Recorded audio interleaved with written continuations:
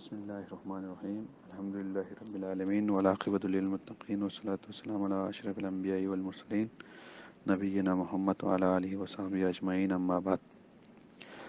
خطبہ ماہ مکی 20 ذوالحجہ 1439 الشیخ اسامہ قیاد نے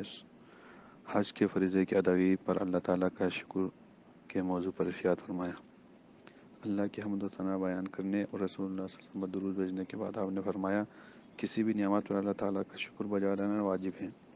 اس لیے حجاج کرام کو چاہیے کہ وہ مناسک حج کے پورا ہونے پر اللہ تعالیٰ کا شکر بجا لائے، کیونکہ شکر ادا کرنے سے اللہ تعالیٰ مزید عطا فرماتا ہے، جیسے کہ اللہ کا فرمان ہے اگر تم میرے نعمتوں پر شکر ادا کرو تو میں مزید عطا کروں گا، اگر تم کفران نعمت کرے تو میرے عذاب دردناک ہے۔ اور شکر ادا کرنے کا طریقہ یہ ہے کہ ہم اللہ تعالیٰ کی عبادت کرے، ہر وقت اس کی ذکر و اذکار کرے، تسبیح و تحلیل پڑھے اور نیک کاموں کو کرے اور برے کاموں سے بچے رہے، اور اللہ تعالیٰ سے دنیا و آخرت کی کامیابی کے لیے دعا کرے۔ اور حجاج کرام کو چاہیے کہ وہ بیت اللہ سے واپس جانے کے بعد پہلے کی طرح شرک و بدعات کے کاموں میں نہ پڑے، بلکہ ان چیزوں سے دور رہے اور صرف اللہ وحدہ لا شریک کی ہی عبادت کرے اور عقیدہ توحید پر کاربند رہے۔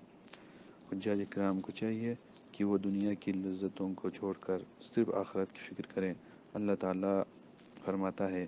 ان میں سے بعض لوگ کہتے ہیں کہ اے اللہ ہمیں دنیا میں بھی نیک کام کرنے کی توفیق دے اور آخرت میں بھی کامیابی دے، تو وہ لوگ کامیاب ہیں۔ اور جو شخص صرف دنیاوی کامیابی طلب کرے تو اس کے لیے دنیا تو ملے گا لیکن آخرت میں اس کے لیے کچھ نہیں ہوگا بلکہ ناکام و نامراد ہوں گے۔ اور آخر میں اللہ کی حمد و ثنا بیان کرنے اور نبی صلی اللہ علیہ وسلم پر درود بھیجنے اور جامع دعا کرنے کے ساتھ آپ نے اپنے خطبہ کو ختم کر دیا۔ اللہ تعالیٰ سے دعا ہے کہ اللہ تعالیٰ ہم سب کو بھی اس کی دی ہوئی نعمتوں پر شکر بجا لانے کی توفیق دے۔ وآخر دعوانا ان الحمد للہ رب العالمین۔